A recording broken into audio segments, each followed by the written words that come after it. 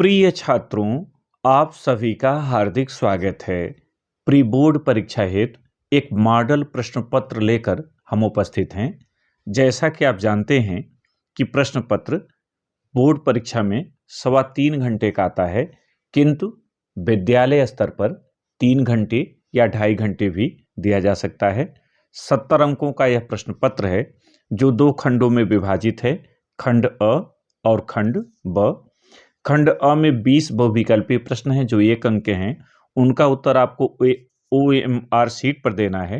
जबकि ब में वर्णनात्मक प्रश्न हैं जिनका उत्तर आपको उत्तर पुस्तिका पर देना है। इनसे आप परिचित हैं, तो आइए पहले खंड अ शुरू करें और यहाँ जो विकल्प हैं इन विकल्पों को आप भी देखते चलें, जिससे आपका अभ्यास हो जाए कि कौन सा उत्तर सही होगा। तो पहला प्रश्न है, हिंदी का प्रथम मौलिक उपन्यास है। 4 विकल्प आपके हैं, गोदान, तितली, परीक्षा गुरु और महिला आंचल। तो आप जानते हैं कि सही उत्तर होगा स, परीक्षा गुरु। इसके लेखक लाला श्रीनिवास दास हैं, जबकि महिला आंचल आपका प्रथम आंचलिक उपन्यास है। दूसरा, चिंतामणि कृत की रचना विधा है, अर्थात चिंतामणि की कौन सी रचना विधा है ये आपको बताना है। संस्मरण, कहानी संग्रह, उपन्यास, निबंध संग्रह। इसका सही उत्तर है द, निबंध संग्रह। यह आचार्य रामचंद्र शुक्ल जी की कृति है। प्रश्न संख्या 3, आधुनिक काल की समय सीमा मानी जाती है सन 1643 ईस्वी से अब तक, 1843 ईस्वी से अब तक, 1868 से 1900 तक और 1920 से 1950 ईस्वी तक। इसमें सही उत्तर है सन 1843 ईस्वी से अब तक, जो कि आपकी पाठ्य पुस्तक पर आधारित है। चौथा, निम्न में से प्रेमचंद द्वारा संपादित पत्रिका है। 4 विकल्प आपके हैं, हंस, कादंबनी, धर्मयुग और साहित्य संदेश। सही उत्तर है अ, हंस। निम्नलिखित कथनों में से कोई एक कथन सही है, उसे पहचान कर लिखिए। जयशंकर प्रसाद को उपन्यास सम्राट कहा जाता है। आचार्य रामचंद्र शुक्ल प्रख्यात महाकवि हैं। अर्धनारीश्वर के लेखक प्रेमचंद हैं। गुनाहों का देवता धर्मवीर भारती का उपन्यास है, तो यही सही भी है द। प्रिय प्रवास महाकाव्य के रचयिता हैं। 4 विकल्प, सुमित्रानंद पंत, रामधारी सिंह दिनकर, जयशंकर प्रसाद, अयोध्या सिंह उपाध्याय हरिऔध। तो यहाँ सही उत्तर है अयोध्या सिंह उपाध्याय हरिऔध। उसने कहा था कि रचना विधा है जीवनी, कहानी, आत्मकथा, उपन्यास। यहाँ सही उत्तर है ब, कहानी, और यह चंद्रधर शर्मा गुलेरी की कहानी है। शोषितों के प्रति सहानुभूति विशेषता है। ये किस काल के है, रीतकाल की, छायावाद की, प्रयोगवाद की या प्रगतिवाद की? आपको यहाँ ये बताना है। तो यहाँ सही होगा द, प्रगतिवाद की। शोषितों के प्रति सहानुभूति या शोषक वर्ग के प्रति घृणा, ये प्रगतिवाद की विशेषता है। कठिन काव्य के प्रेत कहे जाते हैं। किसको कहा जाता है कठिन काव्य का प्रेत? भूषण, बिहारी, केशवदास या निराला जी। तो इसमें सही उत्तर है ब, आचार्य केशवदास। इनके काव्य की कठिनाई को देखकर इन्हें कठिन काव्य का प्रेत कहा गया है। तार सप्तक का प्रकाशन वर्ष 1943, 1945, 1947, 1950। तो सही उत्तर है 1943। करुण रस का स्थायी भाव है हास, शोक, क्रोध, रति। तो सही उत्तर है ब, शोक। रूला छंद में कितने चरण होते हैं? 2, 4, 6, 8। तो सही उत्तर है 4, चूंकि यह 4 चरणों का एक छंद है। आहुत सी गिर चढ़ी चिता पर, चमक उठी ज्वाला सी। उपर्युक्त काव्य पंक्ति में अलंकार होगा, इसमें कौन सा अलंकार है? उपमा, उत्प्रेक्षा, रूपक, श्लेष। तो सही उत्तर इसका है उपमा, क्योंकि आहुत सी, जहां सी, सा, यू ऐसे लग जाएं, वो उपमा में परिगणित हो जाते हैं और आप इसे पहचानते हैं। आकर्षण शब्द में किस उपसर्ग का प्रयोग हुआ है? अक, आ, आक, कर्षण। तो इसका सही उत्तर है आ। यहां कर्षण में आ उपसर्ग जोड़ करके आकर्षण बना है। शताब्दी में कौन सा समास होगा? द्वंद्व, द्विगु, कर्मधारय या बहुब्रीहि? तो आप जानते हैं कि जहां संख्यावाची कोई शब्द आता है वो हमेशा द्विगु समास के अंतर्गत जाता है, चाहे सप्तर्षि हो, शताब्दी हो, चौराहा हो आदि। रात का तत्सम रूप होगा दिन, निशा, रात, दिन, रात्रि। तो आप जानते हैं कि रात का तत्सम होता है रात्रि। फल का तृतीया एक वचन में रूप होगा फलम, फलेन, फलात, फलाय। यहां सही उत्तर है ब, फलेन। अरे वाह, कितना मोहक दृश्य है। निम्नलिखित में से यह किस प्रकार का वाक्य है? साधारण वाक्य, निषेधात्मक वाक्य, प्रश्नवाचक वाक्य या विस्मयादिबोधक वाक्य? तो आपने इसे पहचान लिया होगा, ये विस्मयादिबोधक वाक्य है और यहां विस्मय सूचक चिन्ह भी लगा हुआ है। निम्नलिखित में से कर्तृवाच्य है। बच्चे गेंद खेलते हैं, अब मुझसे चला नहीं जाता है, पुस्तक पढ़ी जाती है, उपयुक्त सभी। तो इसका सही उत्तर आपको ढूंढना है और सही उत्तर कौन सा होगा? अ होगा, बच्चे गेंद खेलते हैं। इसमें कर्ता की प्रधानता है। पुस्तक पढ़ी जाती है, इसमें कर्म की प्रधानता है। अब मुझसे चला नहीं जाता, ये भाववाच्य है, इसलिए यहां सही उत्तर है बच्चे गेंद खेलते हैं, ये कर्तृवाच्य है। अंतिम बहुविकल्पी प्रश्न, संज्ञा के स्थान पर प्रयुक्त होने वाले शब्द कहलाते हैं विशेषण, सर्वनाम, विस्मयादिबोधक, क्रिया विशेषण। तो ये परिभाषा आपको पता है, ये ब होगा सर्वनाम। अब आइए वर्णनात्मक प्रश्न देखिए। वर्णनात्मक का जो पहला प्रश्न है, इसमें दो गद्यांश आएंगे, किसी एक को चुनना है और उनके नीचे पूछे गए 3 प्रश्नों का आपको उत्तर देना है। जैसे आज विज्ञान मनुष्य के हाथों में अद्भुत और अतुल शक्ति दे रहा है, इससे ही आप जान गए होंगे कि भारतीय संस्कृत का है।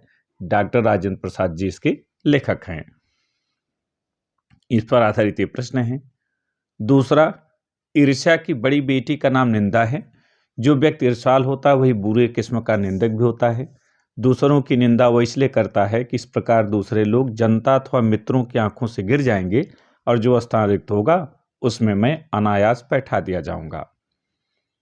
यहां हम अथवा वाला ही लेंगे, जो कि पहला आपने अर्धवार्षिक में देखा है। तो उपरोक्त गद्यांश का संदर्भ लिखिए, रेखांकित अंश की व्याख्या कीजिए और ये एक पंक्ति यहां रेखांकित है। निंदा किसका नाम है? आइए इन तीनों का उत्तर देखिए।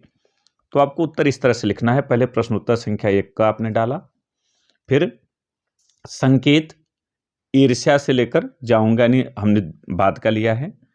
फिर इस तरह से आपको संदर्भ लिखना है। प्रस्तुत सारगर्भित गद्यांश हमारी पाठ्यपुस्तक हिंदी के गद्य खंड के अंतर्गत ईर्ष्या तू न गई मेरे मन से पाठ से लिया गया है। इसके लेखक रामधारी सिंह दिनकर जी हैं। दूसरा जो रेखांकित अंश की व्याख्या है उसको आपको इस रूप में लिखना है।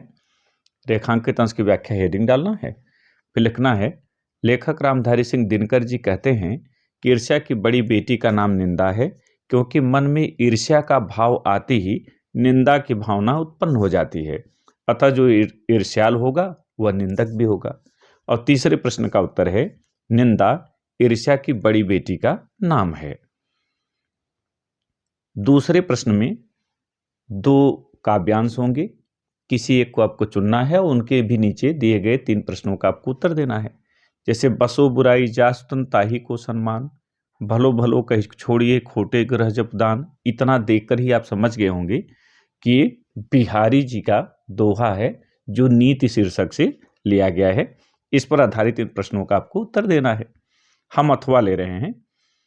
अथवा है निर्भय स्वागत करो मृत्यु का, मृत्यु है एक विश्राम स्थल, जीव जहां से फिर चलता है धारण कर नव जीवन संबल। मृत्यु एक सरिता है जिसमें श्रम से कातर जीव नहाकर फिर नूतन धारण करता है काया रूपी वस्त्र बहाकर। तो यहाँ भी पहले में पद्यांश का संदर्भ देना है, दूसरे में रेखांकित अंश की व्याख्या जो 4 पंक्तियां रेखांकित हैं, और तीसरे में मृत्यु को किस प्रकार की नदी बताया गया है। तो उत्तर लिखने का तरीका देखें। प्रश्नोत्तर संख्या 2 आपने डाल दिया, क ख दिया है तो क ख आप डाल दें जैसे यहाँ दिया हुआ है। अगर नहीं दिया है तो केवल प्रश्नोत्तर संख्या 2 डालें। फिर संकेत निर्भय से लेकर पहा तक, और फिर संदर्भ प्रस्तुत सुललित सारगर्भित एवं मार्मिक काव्य पंक्तियां। आप चाहें तो ये न लिख करके सीधा प्रस्तुत काव्य पंक्तियां हमारी पाठ्य पुस्तक हिंदी के पद्य खंड के अंतर्गत स्वदेश प्रेम शीर्षक कविता से अवतरित हैं। इसके रचयिता राष्ट्रभक्त कवि रामनरेश त्रिपाठी जी हैं। दूसरे प्रश्न के उत्तर में रेखांकित अंश की व्याख्या देखिए। कवि रामनरेश त्रिपाठी जी कहते हैं कि हे भारत के युवकों, मृत्यु तो एक ऐसी नदी के समान है जिसमें स्नान करके मनुष्य जीवन भर के परिश्रम के थकान को त्याग देता है।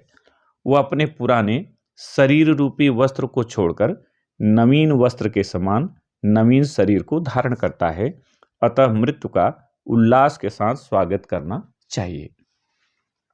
तीसरे प्रश्न का उत्तर है, मृत्यु को एक ऐसी नदी बताया गया है जिसमें स्नान करके मनुष्य अपने जीवन भर के थकान को त्याग देता है। अब आइए तीसरे प्रश्न पर चलें और तीसरे प्रश्न में संस्कृत खंड से 2 गद्यांश होंगे। किसी एक का आपको संदर्भ सहित हिंदी अनुवाद लिखना है। ध्यान नागरिक बहुकालम यावत अचिंत्यत, इतना देखकर आप समझ गए कि प्रबुद्धो ग्रामीण का है। अथवा में देखें, इयम नगरी विविध धर्माणाम संगम स्थली, इसको देख करके आप समझ गए होंगे कहां से लिया गया है। इसी का हम आपको एक रूप दिखा दे रहे हैं। प्रश्नोत्तर संख्या 3 आपने डाला। संकेत इयम नगरी विश्रुता तक, फिर संदर्भ प्रस्तुत संस्कृत गद्यांश हमारी पाठ्य पुस्तक हिंदी के संस्कृत खंड के अंतर्गत वाराणसी पाठ से लिया गया है। फिर हिंदी अनुवाद हेडिंग डालें। यह नगरी अनेक धर्मों के मिलन का स्थल है। आप इससे परिचित हैं, इसलिए हम आपका यहां समय नहीं लेंगे। इस तरह से आपको लिखना है। चौथे में संस्कृत खंड से ही 2 आपके श्लोक होंगे। किसी एक का संदर्भ सहित आपको हिंदी अनुवाद देना है। जैसे रात्रि का मिश्यत यानी उक्त विलासा का है, और उत्तरम यत् समुद्र से दूसरा है। इसी का यहाँ रूप भी हमने दिखाया है। प्रश्नोत्तर संख्या 4 संकेत उत्तरम से लेकर संतति तक, इसके बाद संदर्भ प्रस्तुत श्लोक हमारी पाठ्य पुस्तक हिंदी के संस्कृत खंड के अंतर्गत बीरह बीरेण पूज्यते पाठ से अवतरित है। इस श्लोक में अवतरित लिखना है और गद्यांश में लिया गया है, या दोनों जगह अवतरित लिख सकते हैं, लेकिन श्लोक में लिया गया है नहीं लिखना है। फिर हिंदी अनुवाद आपको लिखना है, जो समुद्र के उत्तर में और हिमालय के दक्षिण में स्थित है और भारत नाम का देश है जहां की संतान भारतीय है। इस तरह से आपको देना है, जो श्लोक आपको मिलेगा। 5वें प्रश्न में अग्रपूजा खंड का भी प्रयागराज में है, जबकि अन्य मंडलों में अलग अलग हैं। तो जो आपके यहाँ प्रचलित हो, तो जैसे यहाँ है अग्रपूजा खंड का आपके किसी एक सर का सारांश लिखिए, या अग्रपूजा खंड का आपके नायक का चरित्र चित्रण कीजिए। तो हमने यहाँ सर्ग लिया है और द्वितीय सर्ग लिया है, तो इस तरह से लिखना है। प्रश्नोत्तर संख्या 5 आपने डाल दिया। अग्रपूजा खंड काव्य के द्वितीय सर्ग का सारांश जो भी आप लिख रहे हैं उसकी हेडिंग डाल दें या चरित्र चित्रण दे दें, और फिर आप उसको लिख डालें। ये आप पहले ही तैयार कर चुके हैं, इसलिए समय नहीं लेना है यहाँ। 6ठे प्रश्न को 2 खंडों में बांटा गया है और क में लेखक का परिचय है और कोई एक प्रमुख रचना उनकी लिखनी है। जैसे आचार्य रामचंद्र शुक्ल, रामधारी सिंह दिनकर, डॉक्टर राजेंद्र प्रसाद। तो हमने यहाँ रामचंद्र शुक्ल का एक विवरण आपको दिखाया है, किस तरह से आप प्रश्नोत्तर संख्या 6 का डाल दें, आचार्य रामचंद्र शुक्ल, फिर आप जीवन परिचय हेडिंग डालकर उनका जीवन परिचय दे दें। फिर रचनाओं में आप किन्हीं 1-2 को लिखेंगे। यहाँ हमने आपको पूरा दिखाया है, लेकिन इसमें जो आपको याद रहे, चिंतामणि, विचार वीथी आदि, ऐसा करके। फिर खंड ख में किसी एक कवि का जीवन परिचय देते हुए उनकी 2 रचनाओं का उल्लेख करने की बात की गई है। जैसे यहाँ सूरदास, तुलसीदास, महादेव वर्मा। तो इनमें हमने सूरदास का आपको एक रूप दिखाया है। प्रश्नोत्तर संख्या 6 ख आपने डाला, सूरदास लिख दिया। पहले आप जीवन परिचय हेडिंग लिखकर इनका जीवन परिचय दे दें, तत्पश्चात इनकी रचनाओं का उल्लेख कर दें, और तत्पश्चात आ जाइए 7वें प्रश्न में। यहाँ कोई एक श्लोक आपको लिखना है जो प्रश्न पत्र में न आया हो। तो आप कम से कम 3 याद करिएगा, क्योंकि 2 प्रश्न पत्र में आएंगे, तो आपने अगर वही याद किया, फंस गया तो आपको दिक्कत होगी। तो 3 याद करिए, तो 2 वहां हो गए, तीसरे वाले को आप यहाँ इस तरह से लिख दें प्रश्नोत्तर संख्या डाल के। 8वें की बात करें तो यहाँ आपको संस्कृत खंड से 3 या 4 संस्कृत में उत्तर माने प्रश्न पूछे जाएंगे, जिनका आपको उत्तर देना हिंदी में, और 2 प्रश्नों का ही आपको उत्तर देना है। तो कम से कम 3 या 4 दिया जाता है। जैसे पुरुराजा कहाँ आसीत, चंद्रशेखर कहाँ आसीत, ये आप देख रहे हैं क्वेश्चन। उत्तर देने का तरीका देख लें, आपने ये सब तैयार किया होगा। प्रश्नोत्तर संख्या आपने 8 डाल दिया। फिर पहला, पुरुराजा एक भारत वीर आसीत, चंद्रशेखर एक प्रसिद्ध क्रांतिकारी देशभक्तश्च आसीत। इस तरह से आपको उत्तर देने हैं। 9वां प्रश्न आपका निबंध से है, जैसे स्वदेश प्रेम, पर्यावरण प्रदूषण, विज्ञान वरदान अभिशाप, चंद्रयान मिशन 3, ये भी काफी चर्चा में इस समय है। तो लिखने का तरीका आपका है कि प्रश्नोत्तर संख्या आप डाल दें, जैसे यहाँ 9 डाल दिया गया। फिर हेडिंग डाल दें शीर्षक की, स्वदेश प्रेम डाला गया। फिर उसकी रूपरेखा दे दें जो आप भीतर उसमें हेडिंग लेंगे। फिर उनमें 2-2, 3-3 पंक्ति लिख करके थोड़ा सा डिटेल कर दें। इससे आपका निबंध तैयार हो जाएगा। इसके बाद अंतिम जो प्रश्न है वो है प्रार्थना पत्र का। जैसे हाँ, प्रधानाचार्य जी को परिवार में आयोजित विवाहोत्सव में सम्मिलित होने हो, विवाह, जन्मदिन, उनका फॉर्मेट एक ही होता है, बस आपको भाव बदल देना होता है एक पंक्ति। या छात्र थे तो अपने प्रधानाचार्य जी को पत्र लिखे, इस तरह से पत्र आएगा तो कोई एक प्रारूप आपको देना है, जैसे हमने दिखा दिया है। प्रश्नोत्तर संख्या 10 दिखा दीजिए, फिर आप प्रारूप शुरू करिए और उसे लिख दीजिए। इसमें ध्यान रखिएगा कि नीचे आपको दिनांक डालना है, जिस दिन आप परीक्षा दे रहे हैं उस दिन की दिनांक डाल दीजिए। और आपका आज्ञाकारी शिष्य करने के बाद क ख ग लिखिए, यहाँ नाम मत लिखिएगा, कक्षा सेक्शन का उल्लेख कर दीजिए। एक फॉर्मेट आपको देना है, वास्तविक पत्र नहीं बल्कि एक प्रारूप देना है। तो मुझे उम्मीद है कि आपने प्रश्न पत्र को अच्छी तरह समझ लिया होगा, क्योंकि अर्धवार्षिक, प्री बोर्ड और वार्षिक सबका फॉर्मेट एक ही होता है, केवल पाठ्यक्रम बदलने से प्रश्न बदल जाते हैं। तो एक नए वीडियो के साथ फिर मिलेंगे। बहुत बहुत धन्यवाद।